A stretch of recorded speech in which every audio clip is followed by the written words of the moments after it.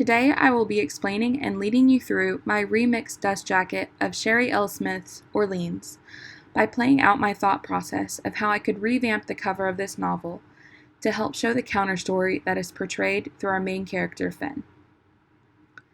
Orleans is an intriguing look at what the future could hold for the Gulf Coast when a deadly plague emerges after multiple destructive hurricanes threaten the resilience of many Americans. Many years later, residents of the Delta form a new diverse society, and 15-year-old Fenn is living with her blood tribe when a new kind of trouble arises. This leads to Fenn leaving her tribe to provide for a young newborn, all while working her way through a new, primitive, and racist society that has been created in the Delta. Daniel, a hopeful outsider, makes his way into the rumored empty Orleans for a hope to create a cure for the Delta fever when he meets Fenn. Kept together by the dangerous world of the sickness, Fenn and Daniel have to work together to survive. Or do they? Sherry Smith provides a riveting story that portrays a strong feminine lead that refuses to be outdone by a dystopian world or an outsider. After several discussions with myself and my peers, I agreed that Orleans might have to be the book I do this project over because of two main reasons.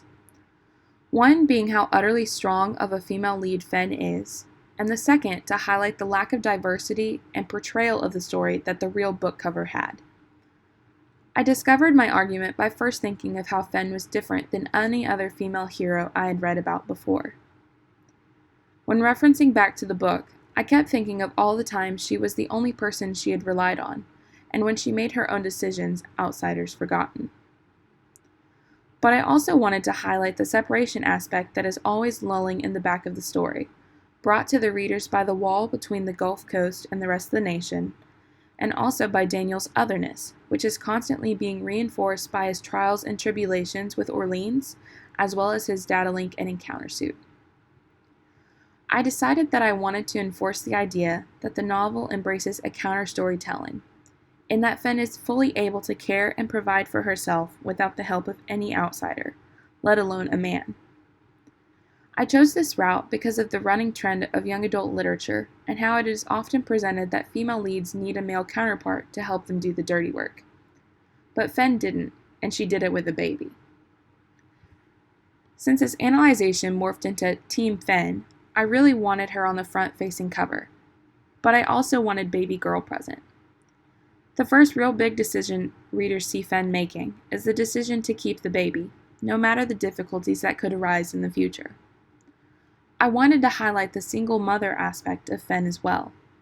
So often young readers don't see single or teen mothers at all in literature, when in reality it's an actual thing that several of them could be living through.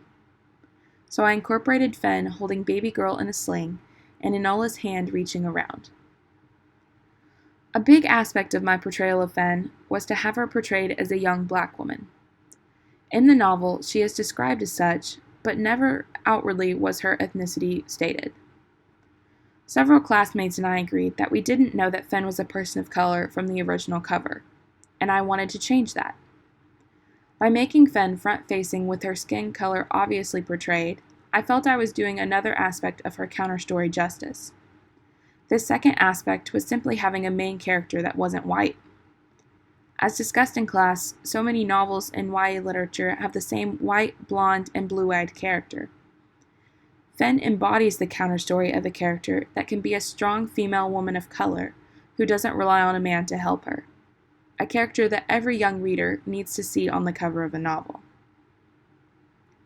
In addition to Fenn, readers are introduced to the outsider, Daniel.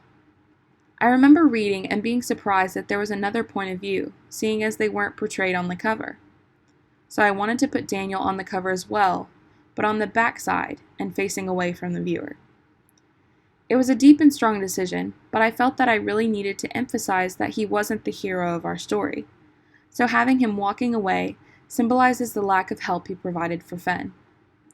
It's a good time to consider that I don't disagree Daniel ultimately helps Fenn in the end, with getting baby girl past the wall and hopefully to a better life. But again, I want to reference that more often than not, Fenn helped Daniel survive, not the other way around.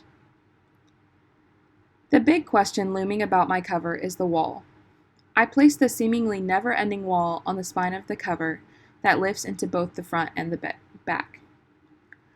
I wanted to show how there was the separation theme of urban America and Orleans. Given the political climate of today's age, I felt it was important to have the wall present on the cover to reinforce to the audience that authors see them and the world that they are growing up in. Because in the end, Fen does get past the wall, and she helps baby girl and Daniel get out as well. It's just not the way readers would have hoped. Fen drives home the final nail for my argument about the counterstory, that you can get past your barriers. In many single stories that come to mind, the main characters drift back to their old life and or ways for the sake of survival or comfort. Fen didn't do that and never did. She went back to resources like Mr. Go and the priest, but she kept moving for her benefit and then eventually Enola's. This remixed dust jacket was important for me to encompass my vision and expectations of the novel I had for myself. Complete with a short summary and author and artist descriptions on the inside dust jacket flaps, this project helped me. The more I read and analyzed the cover, the more I realized the tenacity of this female character dealing with things that don't come to mind for typical young readers. Regarding the counterstory for this project, I was proud to try and embody all that Fen stood for, whether it be feminist ideals, being a person of color, the ability of a single mother, or just a survivor in general.